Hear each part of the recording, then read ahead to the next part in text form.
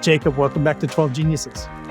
Thank you for having me. My first question for you is if you can paint a picture for what life is going to be like in 2053, and you can choose a particular domain or you can choose life in general. Even when you think back 30, 40, 50 years, you could see that there are some very big differences and then some differences that are virtually non-existent. So for example, a lot of people still have a job. A lot of people go to an office or they commute. I mean, a lot of people now virtually, but you still have a job, you still pay your bills, you still do a lot of things the way that you always used to do them. But of course, now we have all these crazy technologies like the internet, like ChatGPT, like cell phones, computers, like all this amazing stuff that kind of enhances how we do those things. So when I'm kind of looking 30 years in the future, I would imagine a lot of similar stuff is gonna be there. I think a lot of people will still be working. I don't think offices are going to go away. I think a lot of people are going to be going to an office. I think the concept of work will still very much be there the way that it is now. But I do think where the big differences are going to be are in relation to the technological progress that we have.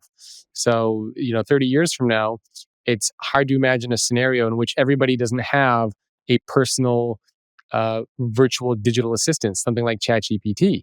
It's hard to imagine a scenario in which everybody isn't doing their jobs in some capacity with something like ChatGPT assisting them and helping them in a way.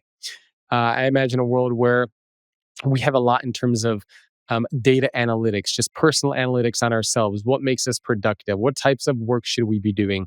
Like everything will be very optimized and data driven as far as where we should be, how we should be working, who we should be working with, how we can become better. We see a little bit of that today with Fitbits, with Apple Watches, things of that nature. But imagine that kind of like 10x and applied inside of organizations as well. The hours that you should be working, who's a good teammate, who's not. You can imagine it's going to get to a pretty crazy level. So I think we'll definitely see some major changes there. Hopefully by then, self-driving cars will be more commonplace, but we'll see because we've talked about that for decades. Augmented and virtual reality, I think, will be a little bit more commonplace. Although, again, we thought that it would be more mainstream now, but it's not really. So I think a lot of the traditional aspects of life and work will be the same. They're just going to be enhanced and modified by how we use technology in our daily lives. It seems as you were describing AI, the reference point we could use is the smartphone. Would you agree with that? Yeah, I think so. Looking at the future, it's hard to imagine what things will be transformative versus what things will just be improvements. So when I say transformative, I mean something that will allow you to do things that you weren't able to do before. So for example, the smartphone was transformative. It allowed us to do things that we weren't able to do before. But if you look at the evolution of the smartphone, you could just see it kind of as being more of an improvement instead of a transformation because the technology will be there. It'll just get better, more efficient, more cool stuff. Again, contact lens or something that's on your wrist.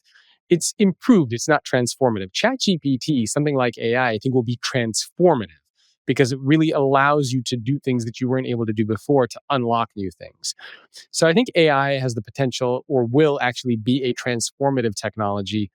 Driverless cars, again, potential to be transformative technology, augmented virtual reality, transformative technologies.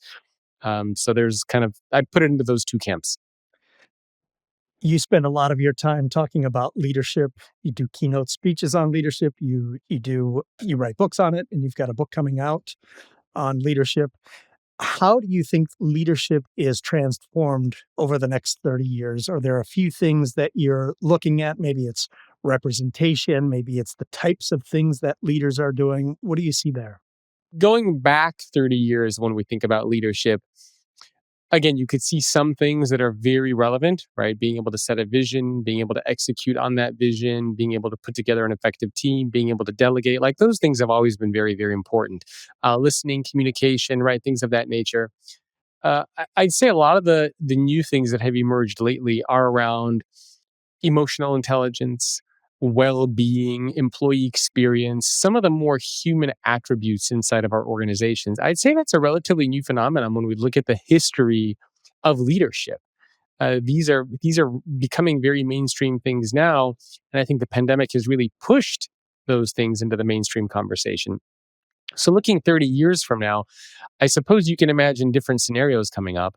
One, which could be a potentially not a great scenario, is we revert back, right? I've heard some people argue that we've gotten too much. We've moved, the pendulum has swung too much in the direction of talking about emotions and feelings and well being.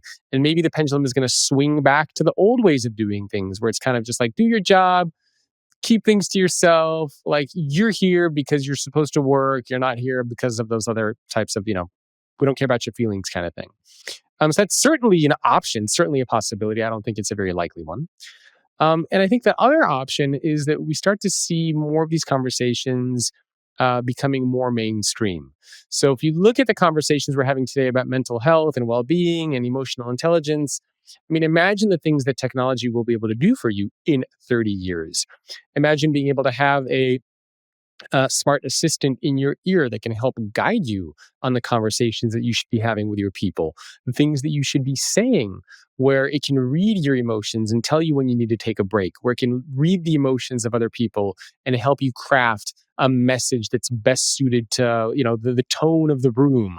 Something that can tell you, maybe you have like these rejuvenation pods that you go to that can, using science and data and analytics will give you the nutrients, the sun, the vitamins that you need to feel more refreshed and be able to be more productive and engaged. So we can certainly take that to the extreme in 30 years, but it's not hard to imagine something like that happening. Last thing I want to talk about before we move on to the next question is AR and VR and maybe even the metaverse. Could you just talk about how that plays into work over the coming decades? The metaverse is not there, that a lot of employees don't want AR and VR, or they're not using it, and we don't have the adoption that was once talked about. The big clunky headsets, you can't have them on for a long time because you start to get nauseous and dizzy. I've tried that, I've experienced that. It's not fun. And so I think today we're nowhere near the adoption and the level of where we can be. But can you imagine a scenario in 20, 30 years where that changes? Can you imagine a scenario where you have kind of like a Ready Player One, right? It's a very famous book where basically a lot of people live in this digital environment. They go home, they put on their headsets, and a lot of their time is spent in this digital world. There was another movie on Amazon. It was a show called Peripheral on Amazon, which again was very much about that augmented and virtual world.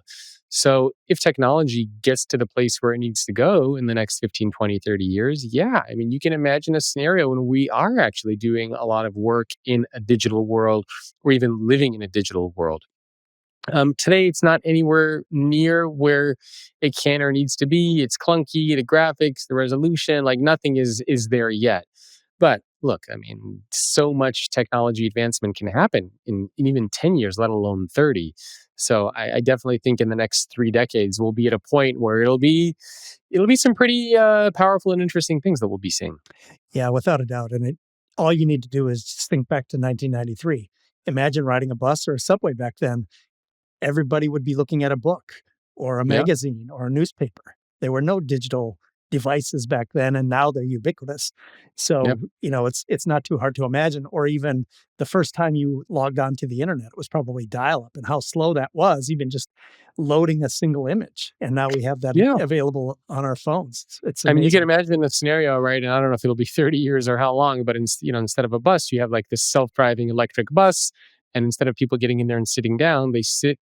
They get into the bus. They're strapped into the wall of the bus. They put on their headsets, and while the bus is driving, everybody's in their kind of virtual world. And then one by one, you kind of unplug when you get to your stop and exit. So instead of chairs, instead of seats, you kind of just have straps all around along the bus so that you can always be in this virtual world. That to me is terrifying. I watch and I love science fiction, right? And it's kind of like remember there was that cartoon Wally, where basically at a certain point people weren't even getting off of their chairs and everybody was morbidly obese and unhealthy. Like, you could see that as being a very real danger, where I mean, look at what's going on with social media now and how addicted we are. Imagine that on steroids multiplied 10x, where you prefer to live in a digital world instead of a real world. You would want to spend all of your waking time there. And you could imagine the implications that would have on your actual relationships, on your body, on your mental health, your physical health. So I think we're going to need to be thinking much more carefully about the role that technology plays in our personal and in our work lives in the coming decades, especially as it becomes so, so good. So the next question I have to ask you is, and I've been interested in this topic recently, maybe the past 4 or 5 years, cancel culture and, you know, judging people in the past based on the mores or social conventions of today, with the idea that, right now is how we'll always live, and that's not true. So this question is, what are humans going to be in 2073 looking back at what we're doing today and just shaking their head in disbelief? Oh, man. Probably so many things. I think some of it will come down to technology, right? Some of it will come down to, wow, you had a laptop, or wow, that's what your phone looked like. That's the kind of camera you had. So I think a lot of, like, my daughter, right? I have a 7-year old. She's never going to know what a CD player is or a DVD player. Like, she's no concept of any of these things. A radio, like, it's just. So when she grows up, she's gonna look back and be like, "You had to do what? You had to, like, burn your own CDs with your own music on it, and you had, like, a CD player?" Like, it's gonna be a foreign concept to her, like, a VCR, like, what the hell? So, I think we'll definitely have a lot of that when it comes to technology, and probably literally every aspect of technology, we will look back and say, "Wow, I can't believe that's how things got done." Um, but beyond the technology side, I think we will look back and look at, we live now in a very polarizing time. We live now in a it's hard to even know what's real and what's not, right? If you follow the news, you look at things like the Twitter files, you look at what's going on with, the woke movement, you look at what's going on with politics. Like, it's really hard to discern what to believe, what not to believe, who to trust, what not to trust, what's right, what's wrong. Like, it's kind of hard to figure out where. I guess it comes down to that question, right? What's right and what's wrong? What do you believe? What do you not believe? And so I think a lot of people will look back at this point in time as a pivotal time in history where it was kind of like, wow, there was just such a blending of all of these things. And I think in 70 years, we'll probably have more of a separation of these things. Or who knows? Maybe it'll be the opposite. Maybe government will own all social media. Maybe we'll go completely in the other direction where the government is going to own Twitter and Facebook and LinkedIn and TikTok. It's all going to be like, we're living in China. Or maybe it'll be the exact opposite where we see more of that bifurcation and split. So it's really hard to tell. But I think a lot of people will just look back at this time and say, man, it was just chaotic. What the hell was going on there? How did you know what to believe, what not to believe? I mean, that's kind of how I wake up when I look at some of the stuff that's going on Twitter and the news now. So I think that'll be a big one. Yeah, I've been thinking a lot about this idea of trust, and this becomes a superpower. There are Yeah. so many emails that I get or even calls, and I'm like, is this a person or is this just AI? And I'm like, I have no interest and I have a little process for trying to vet, whether they are AI um, or some sort of bot. And I have no interest in doing business with anybody who is trying to masquerade as a real person. And so I Yeah. think that maybe the pendulum shifts toward these very trusted relationships, and hopefully we start to create and cultivate these very trusted relationships. Yeah, I mean, maybe 70 years from now, people look back to this point and say, how could you not know? And when I say, how could you not know? I mean, that would be a broad question as far as like, how could you not know that's a bot versus a human? How could you not know that that was fake? You know what I mean? Like, because we're going to have just so much advancement when it comes to technology that it's going to be, I think, hard for people to understand in today's world that we couldn't separate. Because I think in 70 years from now, like, it'll be very clear, what's AI, what the bots are. It's sort of, I mean, look at, and again, you take your cues from a lot of science fiction stuff out there, right? Whether you look at something like a Star Wars, or whether you look at, again, Peripheral or any of these other shows, although the AI is very, very good, you could tell that it's AI because these things are taking robotic forms. They are communicating in a robotic, like, when you're watching something like Star Wars or a science fiction movie, what's a bot and what's not. Again, you can go to the opposite extreme. Like Isaac Asimov, he has a series of books called, I, Robot. And in that series, you kind of don't know who's a human and who's not. So you can see all these different potential scenarios emerging over the next 50 to 70 years.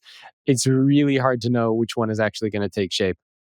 Is there anything work related that really strikes you as, oh, this is going to be obsolete very soon, whether it's, the pay gap or, um, how we're leading or who we're leading? A lot of the like mundane things that we do, I think email is going to be obsolete. Um, I think when it comes to decision making, everyone's going to have an AI or virtual kind of counterpart that guides them. I think the vast majority of strategic business decision making is going to be done by technology, done by technology and approved by a human.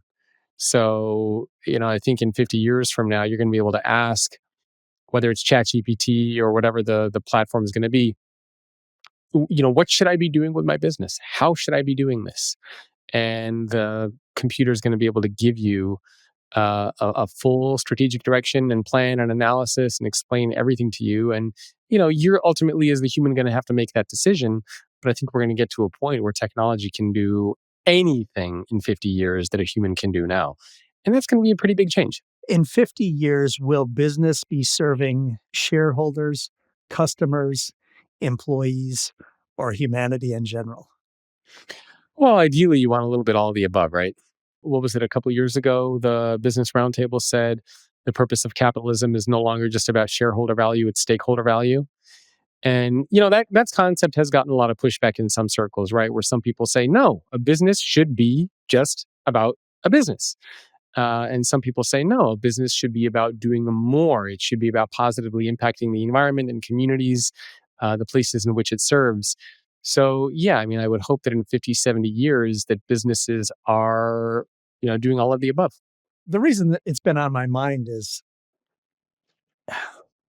obviously the big problems that we have are global problems, right? Climate change and it seems like we can't just solve these country by country. We have to be unifying in this fight. I mean, even with climate change, right? It depends on who you talk to. You see some people talk about climate change, and then you see other people, what's his name, Bjorn Lundberg, writing books called False Alarm, Mm. which talks about that climate change is not the emergency that a lot of people think it is. So I don't think anybody's able to agree on anything. Is kind of Not, the not the anymore, point, that's for right? sure. It's really really hard. I know you have a new book coming out. It's called Leading with Vulnerability, and it's coming out in October. What are people going to learn with that book? I interviewed 100 CEOs and surveyed 14,000 employees. And really, the goal of the book is to show that everybody knows what it feels like to be vulnerable, but very few people know what it means to lead with vulnerability. And the whole point of the book is to show that vulnerability for leaders is not the same as it is for everybody else. So, for example, if you're running a big company and you show up to work, actually, I can give you an actual example. It's one of the stories from the book. And it's the story of Hollis Harris. And he used to be the CEO of Continental Airlines. And in when he was the CEO several decades ago, he showed up to his company one day and he said, "Our company is at war with internal and external forces. I don't know what we're going to do. Pray for the future of the company." Right? He said this to 42,000 employees. On the one hand, that's a very vulnerable thing to say. Right? I don't know what to do. Pray for the future of the company. And a lot of people would say, "Wow, that's so vulnerable." It's vulnerable, but there's no leadership. So, and this is what the CEO of American Airlines, Doug Parker, told me when we spoke. And he said that um, that's the big problem. There is a difference between being vulnerable versus leading with vulnerability. Being vulnerable is showing up to work and saying, I don't know what we're going to do. Leading with vulnerability says, you know what? I don't know what the next, I don't know what path and strategy we should take, but here's what I do know. I know we have a talented team. I know we have capable people. I have a vision and a direction of where we can go. And together, we're going to figure out how to get there. Being vulnerable is showing up to work one day and saying, hey, I made a mistake. I'm sorry. Leading with vulnerability is saying, hey, you know what? I made a mistake. I'm sorry. Here's what I learned from that mistake. And here's what I'm going to do to make sure that that mistake doesn't happen again. So I think what we see inside of organizations is that I argue we don't need or want vulnerability. We need and want leading with vulnerability, which is a big, big difference. And so, really, what the book does is it provides a lot of frameworks and research and statistics and examples of how to put that into play, into practice, and how to actually lead with vulnerability inside of your company, which I honestly believe is the single most important thing that a leader can do to lead through change, to create trust, to unlock the potential of others, and to drive business performance. And it brings together, I think, two very important elements, which are competence and connection. So being good at your job and being able to connect with other people, leadership and vulnerability. And I just don't think that gets talked about at all inside of organizations. Outstanding. Where can people find the book? Leadwithvulnerability.com is where the book is going to be easily displayed and found. My website is the Future Organization, so people can email me, connect with me. I'm always happy to chat with people and share things with them too. But the book itself, leadwithvulnerability.com. I'm thrilled that we had an opportunity to connect again. Jacob, thank you for your time, and thank you again for being a genius.